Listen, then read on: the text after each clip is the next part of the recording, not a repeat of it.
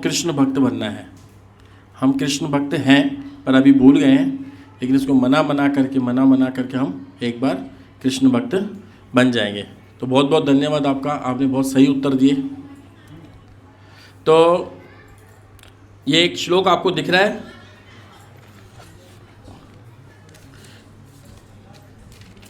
ये भगवत गीता के 4थे अध्याय का 9वां नंबर श्लोक है। तो अभी हम इसको पढ़ने का प्रयास करते हैं ना। जन्म कर्म च मे दिव्यम एवं यो वेति तत्वतः त्यक्त्वा देहं पुनर्जन्म नैति मामेति सो अर्जुन। जन्म कर्म च मे दिव्यम एवं यो वेति तत्वतः त्यक्त्वा देहं पुनर्जन्म नैति मामेति सो अर्जुन। जन्म कर्म च मे दिव्यम एवं यो वेति तत्वतः त्यक्त्वा देहं पुनर्जन्म नैति मामेति सो अर्जुन। अभी देखो मैं पूरा श्लोक बोलता हूँ और आप पूरा श्लोक बोलना, और उसके बाद 2 माताजियाँ और 2 प्रभु जी जो भी हो बोलना चाहें बोल सकते हैं देख करके, लेकिन है ना। जन्म कर्म च मे दिव्यम एवं यो वेति तत्वतः त्यक्त्वा देहं पुनर्जन्म नैति मामेति सो अर्जुन।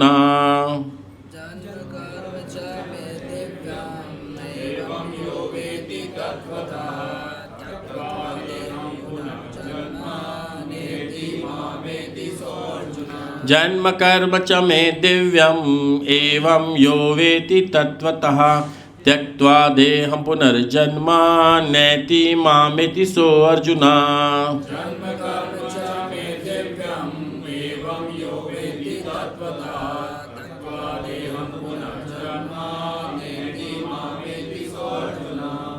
कोई भी 2 माताजी इसको देख करके गा सकते हैं, कोई भी हो 2 माताजी। जन्म कर्म च मे दिव्यम एवं यो वेति तत्वतः त्यक्त्वा देहं पुनर्जन्म नैति मामेति सो अर्जुन। जन्म कर्म च मे दिव्यम एवं यो वेति तत्वतः त्यक्त्वा देहं पुनर्जन्म नैति मामेति सो अर्जुन।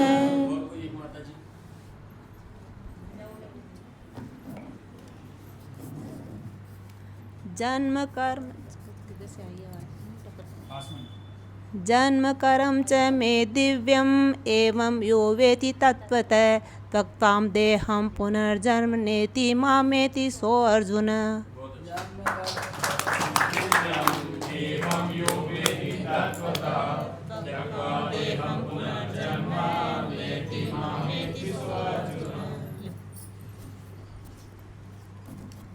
जन्म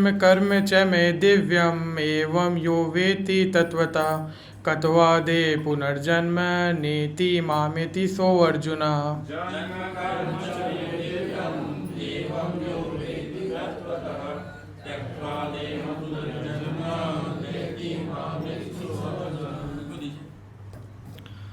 जन्म कर्म च मे दिव्यम एवं यो वेति तत्वतः त्यक्त्वा देहं पुनर्जन्म नैति मामेति सो अर्जुन।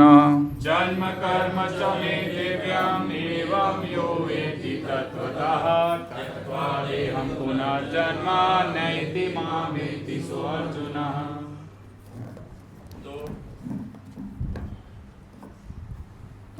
देखो इसमें ना जो अभी हमने पढ़ा ना, इसका एक एक का हिंदी अर्थ भी है।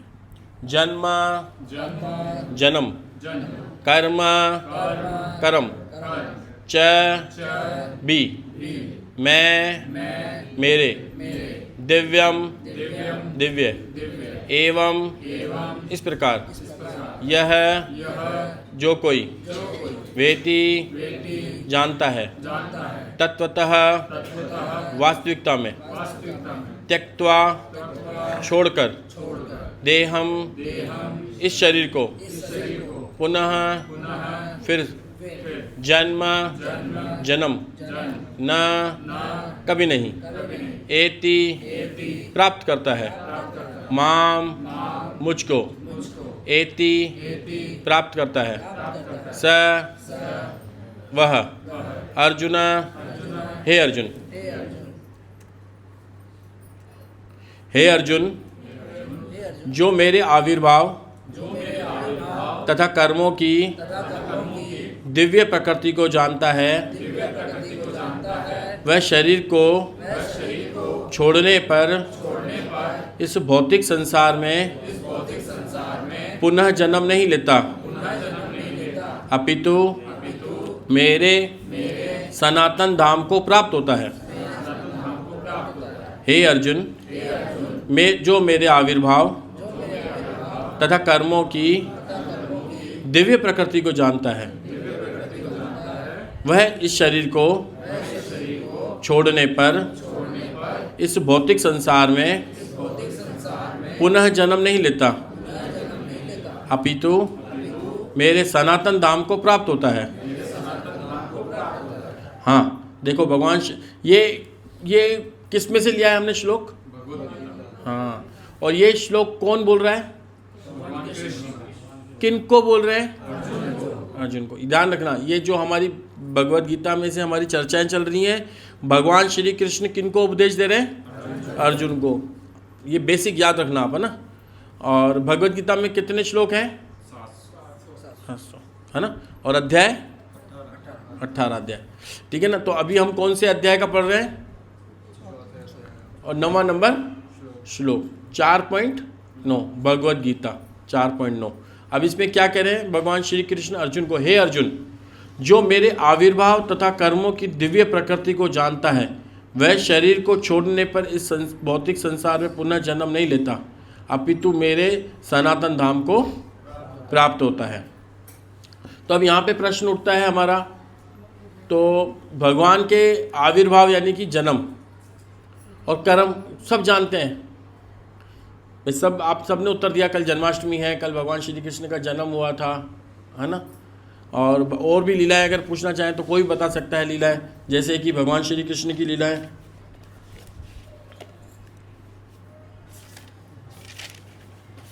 भाई मथुरा में उन्होंने जेल में जन्म लिया था, सबको पता है ना। और देवकी और वसुदेव के पुत्र हैं, यशोदा नंद बाबा के पुत्र हैं, सबको पता है, ठीक है ना। गांव उनका गोकुल है, पूतना का उन्होंने वध किया, है ना। गाय चराते हैं, गोवर्धन पर्वत उठाते हैं, सबको पता है। तो फिर प्रत्येक व्यक्ति जा सकता है ना भगवान के धाम में। हम तो सब जानते हैं ये, तो हम तो सब मुक्त हो गए। तो हमको लगता है कि हम मुक्त हैं। ये भगवान श्री कृष्ण क्या बोल रहे हैं? जो मेरे आविर्भाव तथा कर्मों की दिव्य प्रकृति को जानता है। तो ये तो सब हम जानते हैं ना। भगवान श्री कृष्ण का जन्म कहाँ हुआ? मथुरा में हुआ था ना। और उनके माता पिता का नाम? और यशोदा नंद बाबा, है ना। उन्होंने पूतना का वध किया। और गोवर्धन पर्वत किन्होंने उठाया था? सब हम जानते हैं। तो हम सब मुक्त हो जाएंगे ना फिर तो, हैं। तो अब देखो भगवान श्री कृष्ण ने इस श्लोक में क्या कहा है। ये वाला जो वर्ड है, सेकंड लाइन का लास्ट वाला वर्ड पढ़ो। यहां पर यह बताया गया है कि भगवान श्री कृष्ण भी बहुत चतुर हैं। उनको पता था कि सब कलयुग में जानेंगे मेरे को, लेकिन उन्होंने एक शब्द जोड़ दिया, तत्वतः, जो मुझे तत्व से जानेगा। अभी आप पूछोगे तत्व फिर क्या होता है? हाँ, तत्व से जानता है। जन्म कर्म च मे दिव्यम, मेरे जन्म और कर्म दिव्य में एवं यो वेति तत्वता, ये जो तत्व से जानता है, तत्व से जानता है। अब आप सोचोगे तत्व फिर क्या होता है ना। अब हम तत्व को समझने का प्रयास करते हैं, फिर हम थोड़ा और आगे चलेंगे। तत्व तो इस संसार में पानी शब्द का नाम सुना है सबने? जल। कोई ऐसा व्यक्ति है संसार में जिसने जल नहीं सुना हो, पानी शब्द नहीं सुना हो? कोई ऐसा व्यक्ति है संसार में? थोड़ा सोचो, कोई ऐसा एक आध व्यक्ति हो जिसने पानी शब्द नहीं सुना हो? हैं? पशु पक्षी, उनकी भाषा में वो बोलते होंगे मुझे पानी चाहिए, लेकिन हम नहीं समझ पाते, है ना? जैसे हम जब बोलते हैं ना तो पशु पक्षी सोचते हैं चिल्ला रहे हैं, क्यों, क्या हो गया इनको? जब हम बात करते हैं ना तो पशु पक्षी सोचते हैं इनको पता नहीं क्या हो गया, पता नहीं क्या चूं चूं चीज़ क्या कर रहे हैं। जैसे चाइनीज़ लोग अगर हमारे पास में आके बात करें तो हम क्या समझेंगे? समझ जाएंगे चाइनीज़ भाषा लैंग्वेज, हम सोचेंगे पता नहीं क्या बोल रहे हैं, है ना? तो वैसे पशु पक्षी भी बोलते हैं लेकिन हम समझ नहीं पाते हैं उनकी भाषा, वो समझ जाते हैं। उनके पक्षी भी होते हैं तो उनकी मदर रहती है, उनको पता है कि इनको कब खाना देना है, कब नहीं, सब समझते हैं। और पशु पक्षियों को भी पानी पता होता है, उनकी भाषा अलग होती है, उनकी भाषा अलग होती है। अभी जैसे रशिया में आप पानी को बोलोगे वदा, हम नहीं समझ पाएंगे वदा, लेकिन वहाँ के लोग समझ जाएंगे वदा, है ना? और अरबी में बोलते हैं मई, ईरानी भाषा में बोलते हैं अप। तो सब भाषाओं में अलग अलग, लेकिन पानी वो एक ही होता है ना? तो अब पानी तो पूरी दुनिया जानती है, अब तत्व से जानना बहुत समझना पड़ेगा, तत्व क्या है। अब यहाँ पर पानी को जो लोग स्कूल में पढ़ चुके हैं उनको पता होगा पानी को किस इस नाम से भी जाना जाता है, जानते हैं? क्या बोलते हैं? H2O। तो H2O, तो H हाइड्रोजन के दो तत्व हैं, उसमें हाइड्रोजन के दो गुण, दो तत्व, और ऑक्सीजन का, और मिल करके पानी, जल, ठीक है ना? तो आप किसी ठेले वाले के पास जाओ और उसकी सब्जी सूख रही हो तो आप उसको बोलना कभी थोड़ा इस पर H2O डाल दो, तो बोलेगा पता नहीं क्या बोल रहा है यार, समझ जाएंगे? नहीं समझेंगे ना? और आप बोलो पानी डाल दो, समझ जाएंगे। अब H2O अगर किसी वैज्ञानिक के पास जाके आप H2O बोलो तो समझ जाएगा, या कोई पढ़ा लिखा बच्चा होगा तो H2O समझ जाएगा ना? तो वैसे ही H2O तत्व है ये। तो ऐसे ही जो कोई कोई व्यक्ति H2O को समझता है कि जल है, उसी तरीके से भगवान को हर कोई व्यक्ति नहीं समझ सकता है। भगवान के, हमारी तरह भगवान का जन्म नहीं होता है। हमने जिस घर में जन्म लिया है तो ये हमारी चॉइस थी क्या कि हम एक सिंधी परिवार में उत्पन्न हो, भारत में उत्पन्न हो, या गुजराती परिवार में उत्पन्न हो, राजपूत परिवार में उत्पन्न हो, सैनी परिवार में उत्पन्न हो, हम पैसे वाले के घर, सबके अगर हाथ में चॉइस होती तो सब बिरला के घर पैदा हो जाते, है ना? हमारे हाथ में है चॉइस नहीं। लेकिन भगवान श्री कृष्ण का जन्म हमारी तरह नहीं होता है। अभी देख के आए थे ना मूवी नरसिंह भगवान का, देखो आप कहाँ से प्रकट हुए, खंबे से, देखा आपने? तो खंबा उनके मम्मी पापा हो गए क्या, या उनका जन्म स्थान मम्मी पापा हो गए क्या? नहीं ना। सूरज कहाँ से उगता है? तो पूरब उसके मम्मी पापा हो गए। सूरज ऐसा नहीं है कि हमारी दृष्टि से, जब अभी सूरज है बाहर, हमको नहीं दिख रहा है, यानी कि नहीं है क्या वो? नहीं, आप बताओ, अभी सूरज बाहर है, लेकिन है या नहीं है? हमें नहीं दिख रहा ना, हमारी दृष्टि से ओझल है। तो वैसे ही भगवान श्री कृष्ण जब जन्म लेते हैं तो हमें लगता है कि उन्होंने प्रकट हुए, लेकिन वो हमेशा वहीं रहते हैं। जब प्रहलाद महाराज को हिरण्यकशिपु ने पूछा आज ये फैसला हो ही जाए, है ना, कि कौन बड़ा है, कहाँ है तेरा विष्णु? बोला हर जगह पर है। कहाँ बताऊँ? सब जगह पर है। बुलाया तो उनको जाता है जो नहीं होते, वो तो हर जगह हर क्षण मेरे पास है। तो उसने देखा ये खंबा, क्या तेरा भगवान इस खंबे में है?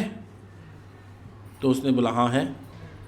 तो उसमें भगवान उसको इशारा भी करते हैं हाँ मैं हूँ, लेकिन वो नास्तिकतावाद था। उसने सोचा यार इसका जो कंस्ट्रक्शन तो मेरे सामने हुआ था, ये तो कंस्ट्रक्शन मेरे सामने, ये खंबा हुआ था, पिलर मेरे सामने खड़ा किया गया था, ईंटें बजरी और रोड़ी थी, इसमें तो विष्णु नाम का कोई मैंने डाला ही नहीं था, इसके अंदर है ही नहीं। तो बोलो उसके अंदर विष्णु नहीं है। तो भौतिकतावादी व्यक्ति लोग सोचते हैं कि भगवान कहीं नहीं है, लेकिन जो भगवान के भक्त होते हैं वो क्या सोचते हैं? हर जगह भगवान है। तो भगवान का प्राकट्य होता है, भगवान प्रकट होते हैं। भगवान ऐसा नहीं है कि मतलब भगवान का जन्म हो गया, जैसे हमारा 9 महीने पेट में बच्चा माँ रख करके बहुत तकलीफ से बच्चा बाहर आता है ना। ऐसा नहीं होता भगवान का जन्म। भगवान प्रकट होते हैं। भगवान अवतार का मतलब क्या होता है? नीचे उतरना। अवतार का मतलब नीचे, अपने धाम से जब वो नीचे आते हैं तब उसको बोलते हैं अवतार। तो ऐसे हम H2O, तो इस तरीके से जब हम भगवान को समझते हैं, भगवान की लीलाओं को जब हम समझते हैं, ठीक है ना। जैसे कि भगवान श्री कृष्ण ने पूतना को मारा था। भगवान श्री कृष्ण ने पूतना को मारा था, और पूतना कितनी बड़ी विशाल थी, और भगवान को कैसे पता चला ये राक्षसनी है? वो जो व्यक्ति इस चीज़ को समझता है कि कण कण में भगवान है, मण मण में भगवान है, सब जगह भगवान है, और उस तरीके से भगवान को देखता है, जिस तरीके से हमने पिछली बार चर्चा की थी, कैसे ये पेड़ बड़ा हो रहा है, कैसे इसमें फल आ रहा है, कैसे सूरज उग रहा है। ये किसी की अध्यक्षता में तो कार्य कर रहा है ना, अपने आप थोड़ी कार्य कर रहा है, किसी की अध्यक्षता में कार्य कर रहा है। तो यानी कि भगवान का जन्म और कर्म दोनों ही दिव्य होते हैं, और हमको इनको तत्व से समझना होगा। और तत्व से समझने के लिए हमें प्रति हफ्ते यहाँ आना होगा।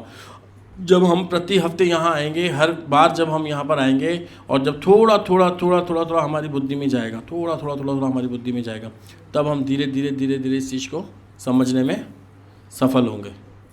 राइट। तो अब कल जन्माष्टमी है ना, तो थोड़ा हम जन्माष्टमी पे चर्चा करते हैं।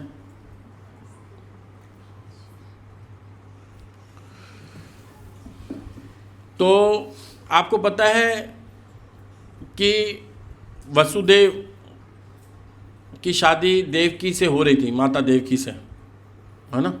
और उनके लिए वर किसने ढूंढा था?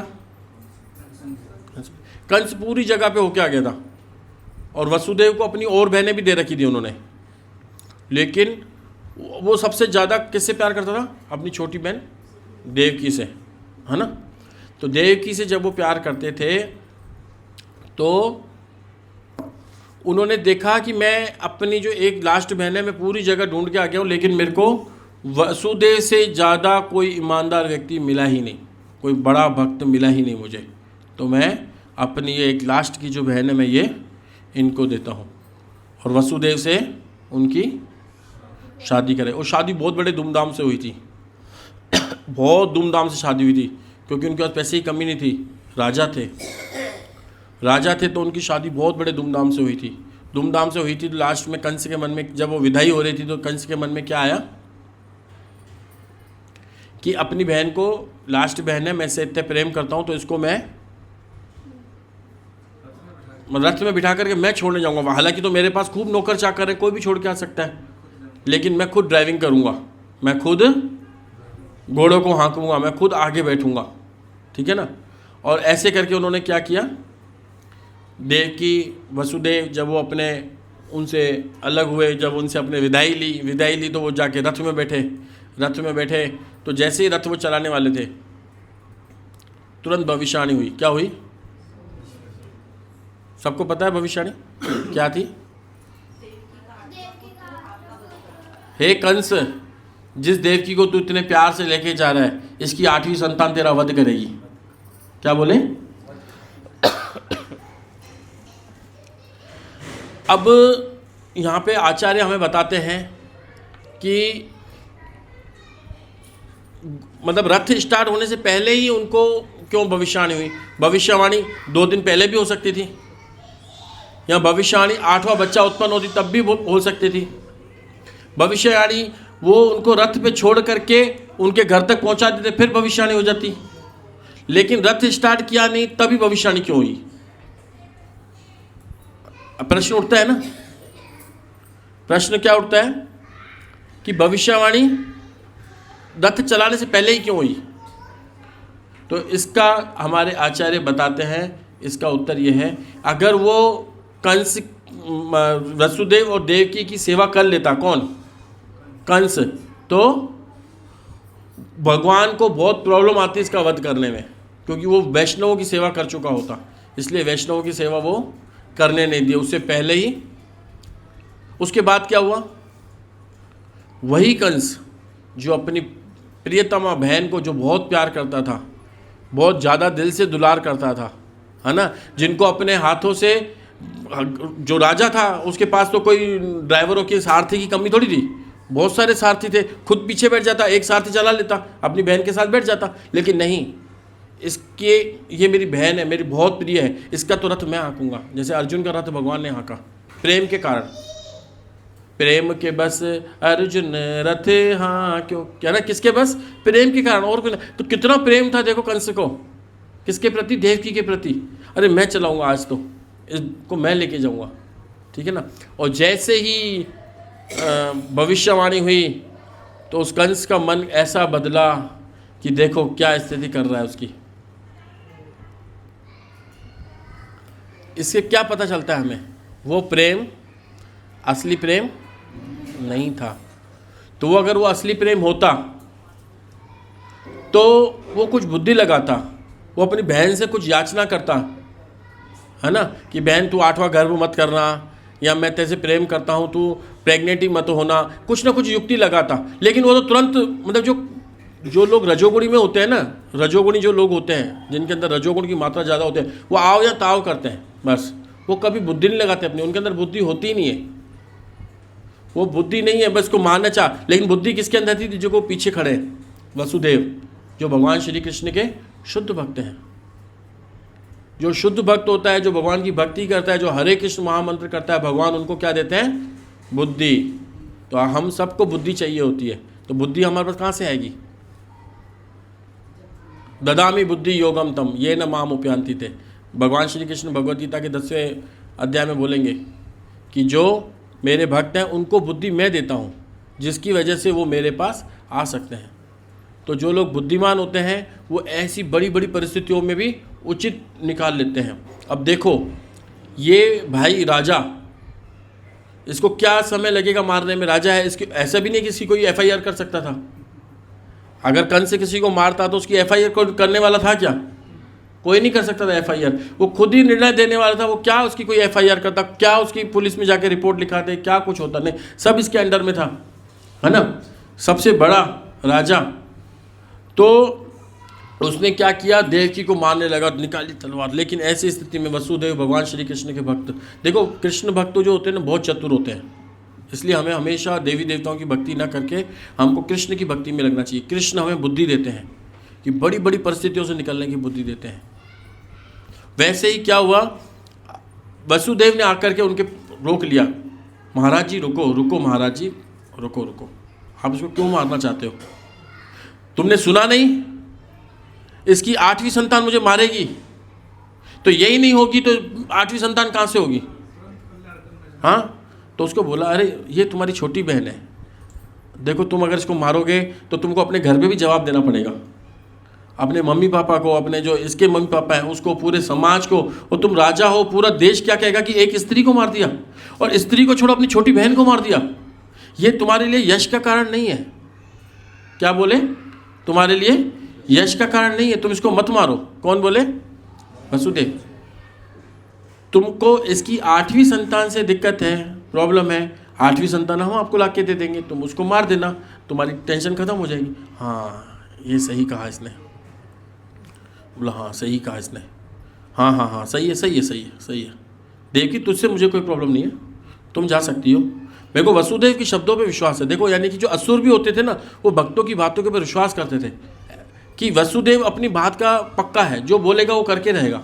एक भक्त की जुबान हमेशा ऐसी होनी चाहिए, मतलब जो बोल दिया वो होना चाहिए।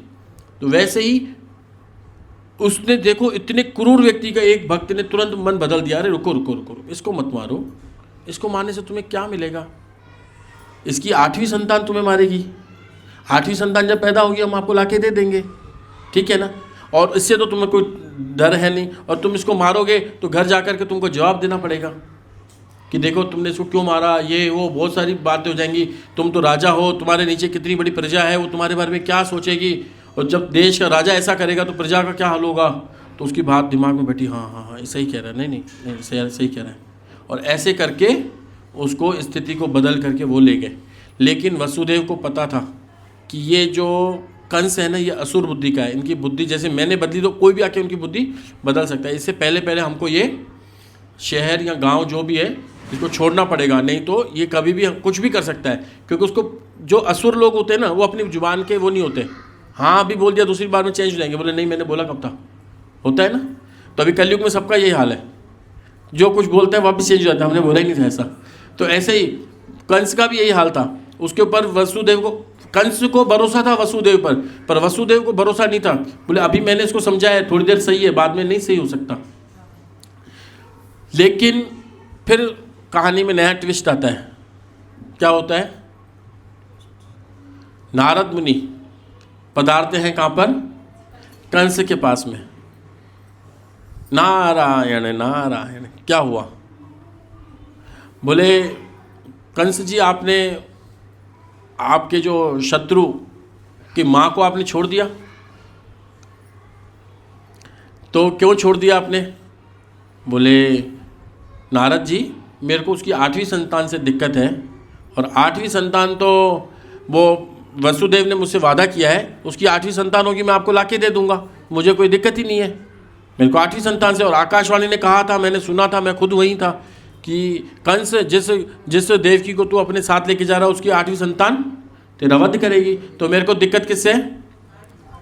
अरे नारद जी हंसते हैं, तुम विष्णु को नहीं जानते हो, विष्णु बहुत चालाक है, बहुत चतुर है। बोले कैसे? अरे वही तो बता रहा हूँ, तुम राजमार्ग में इतने मद हो कि तुम उसकी चाल ही नहीं समझ पा रहे हो। बोले क्या है उसकी चाल बताओ। फिर वो अपने साथ एक फूल लेके आए थे। क्या लेके आए थे? फूल लेके आए थे। तो उस फूल में पंखड़ियाँ थी। कैसे थी? पंखड़ियाँ। तो बोले इसमें ना, अब मैं इसको गिनता हूँ, ऐसे करके बोला मैं गिनता हूँ, देखो गिनो, 1 2 3 4 5 6 7 8। बोले यहाँ से अपन ने चालू किया था, तो 8वां कौन सा हुआ? बोला ये हुआ ना। बोला हाँ ये हुआ। अब मैं यहाँ से गिनता हूँ, तो 1 2 3 4 5 6, अब 8वां कौन सा हो गया? ये हो गया। ये विष्णु है। विष्णु की चाल का कोई मत सोचो, वो पहला 8वां हो सकता है, तीसरा 8वां हो सकता है, चौथा 8वां हो सकता है, कोई भी 8वां हो सकता है। अगर तुमको अपनी रक्षा करनी है तो बच के रहो। मैं तुम्हारा भला चाहता हूँ, इसलिए तुमको बता रहा हूँ कि कोई विष्णु बहुत चतुर है, इसीलिए मैं तुमको आगाह करने आया हूँ। इसका दिमाग फिर खराब। देखो मैं आपको बताऊँ, यह जो हमारी जो मन की स्थिति है ना, हम सभी मन के धरातल पर है। क्या है? मन के धरातल पर। जो व्यक्ति मन के धरातल पर रहेगा ना, वो व्यक्ति हमेशा तरंगों में ऊपर नीचे होता रहेगा। जैसे समुद्र की लहरें रहती है ना, ऊपर नीचे ऊपर, कभी ऊपर हो गया। जब हम तक हम मन के घेरे में रहेंगे। एक बार क्या होता है, एक व्यक्ति ने बहुत पैसा कमाया था। जब उसने बहुत पैसा कमाया तो घर पहुंचा तो देखा कि यार बहुत बड़ी आग लग रही है मेरे घर को, तो रोने लगा। रोएगा हर व्यक्ति, स्वाभाविक है, जिसके घर को आग लगेगी तो वो व्यक्ति रोएगा। तो रोने लगा, अरे मेरे तो मेहनत की कमाई चली गई, मैं तो खूब मेहनत से कमाया था, आग जल रहा है। तो उसमें बड़ा बेटा आया। बड़े बेटे ने क्या कहा? अपन ने पहले ही घर बेच चुके हैं, इसका तो साई भी आ चुकी है, अपन को डर नहीं है। और जितने का मेरा घर था उसे मालिक ने 4 गुना ज़्यादा पैसे की हाँ की है। और वही तुरंत खुश हो गया, अरे वाह मेरा थोड़ी जल रहे तो क्या दिक्कत है, मेरे को तो 4 गुना ज़्यादा पैसे मिलेंगे ना, मेरी तो चीज़ बिक चुकी है। वही घर चल रहा है, वही मालिक है जिसने इकट्ठा किया है। अब उसका बड़ा बेटा, दूसरा बेटा आता है, पापा आप खुश हो रहे हो, जल रहा है। अरे बेटा अपना बिक चुका है, 4 गुना पैसे ज़्यादा मिल रहे हैं, इसके अपन को क्या दिक्कत है। पापा उसने केवल सही दी है 51,000 रुपये, है ना, पूरा पैसा नहीं दिया। जब उसको पता चलेगा तो वो थोड़ी देगा पैसे, जले हुई कीमत के कौन पैसे देता है। फिर वो उदास हो गया। देखो वही घर है, वही मालिक है, वही घर जल रहा है, उसके मन को एक बार सांत्वना मिली, बिक चुका है तो खुश हो गया। अब दूसरा बेटा आके टेंशन दे रहा है उसको, पैसा पूरा नहीं आया, फिर वो चिंता में आ गया। फिर एक बेटा वही वापस पुराना वाला आता है, पापा क्यों चिंता में हो? बेटा उसने पूरे पैसे नहीं दिए अभी तक अपन को। पापा वो बात का इतना धनी है, अभी अभी मेरी फ़ोन पे बात हुई है, बोल रहा है घर जल जाए भले कुछ भी हो जाए, मैं जुबान का पक्का हूँ, चाहे तो अभी अपनी पैसे ले जाओ करके, अब भी आ जाओ अपना पैसा गिन लो। फिर वो खुश हो गया। वही कह रहा है, वही चल रहा है, केवल बातों में वो खुश हो रहा है। और वही वसुदेव ने जब कंस को बोला कि तुमको 8वां संतान मारेगा ना, क्या दिक्कत है, तो खुश हो गया, हाँ मुझे कोई दिक्कत नहीं थी, वो मन के लेवल पर। अब नारद मुनि, देवर्षि नारद ने आकर क्या कहा, अरे कोई सा भी 8वां हो सकता है, छठा 8वां हो सकता है, पहला 8वां हो सकता है, दूसरा 8वां हो सकता है, तीसरा 8वां हो सकता है, कहीं से भी घुमा लो, यहाँ से पकड़ लो, यहाँ से पकड़ लो। और एक वो यंत्र भी लेके आए थे, उसमें 8 गोलियाँ डालता है। देखो मैंने यहाँ से 1 गोली डाली, है ना, अभी यूँ से घुमा के यहाँ से ही कौन सी निकली है, यहाँ से 8 निकलो, जरूरी नहीं है कि 8वां यहाँ से निकलेगा, यहाँ से भी निकल सकता है 8वां, कहीं से भी निकल सकता है 8वां, कुछ भी हो सकता है ना। उसका दिमाग खराब, बोला अभी बुला के लाओ, अभी कारागार में इनको हमारे सामने रखो, जो 8 बच्चे मेरे सामने पैदा होंगे मेरे सामने इनको मैं मारूंगा, 8 को मारूंगा मेरे सामने। और देखो जब पहला बच्चा हुआ तो मारने जा रहे हैं भाई साहब, और ऐसे करके 6 को मारा। 7वां तो गर्भ ही, हरे कृष्णा, रुक्मणी के और उसमें रोहिणी के गर्भ में चले गए थे। 7वां गर्भ कौन सा था? बलराम जी, जो पता चल रातों ही रात की गायब, है ही नहीं, पता नहीं कहाँ गया, मिसकैरेज हो गया, क्या हो गया, कुछ पता नहीं है। सीधा कहाँ चला गया? रोहिणी के गर्भ में। और जब 8वीं संतान हुई तो पता चला कि वो तो लड़की है, यानी कि भविष्यवाणी उल्टी हो गई।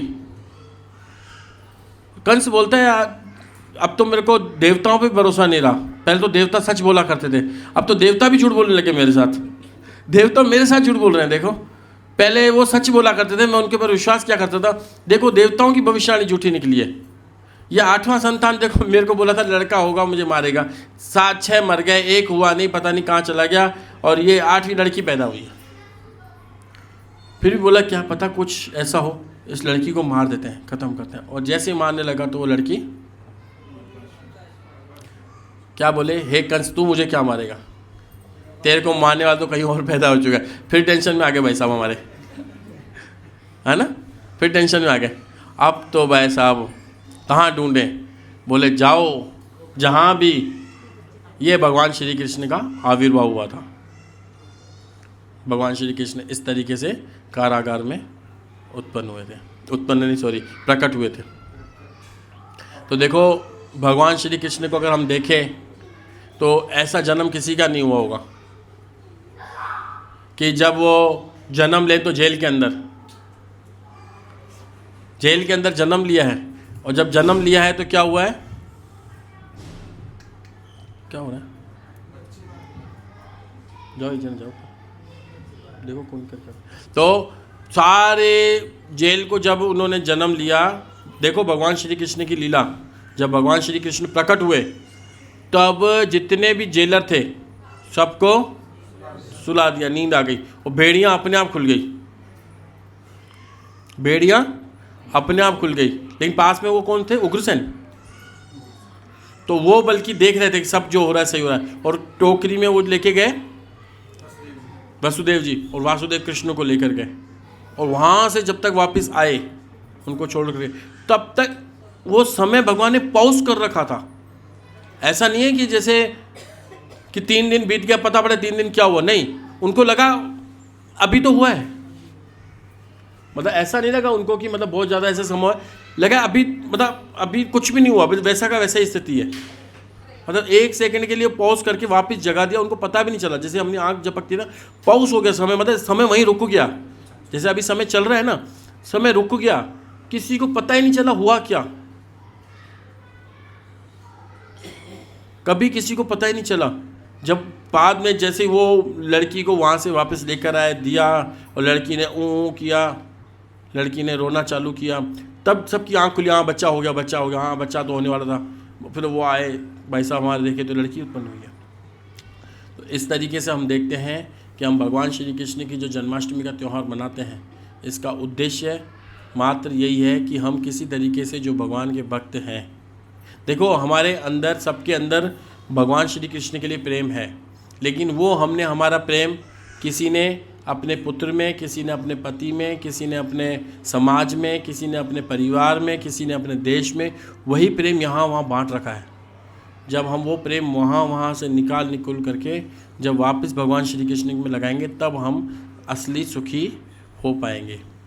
आज पूरा विश्व भारत की तरफ देख रहा है खुश प्रसन्न रहने के लिए, और हमारे जगत गुरु शिला प्रभुपाद ने ऐसा किया भी पूरे विश्व में। जब वो ब्रिटेन में गए तो एक व्यक्ति ने उनसे पूछा आप यहाँ पर क्यों आए हो, तो शिला प्रभुपाद जी ने उत्तर दिया कि हम तुम्हें कुछ देने आए हैं।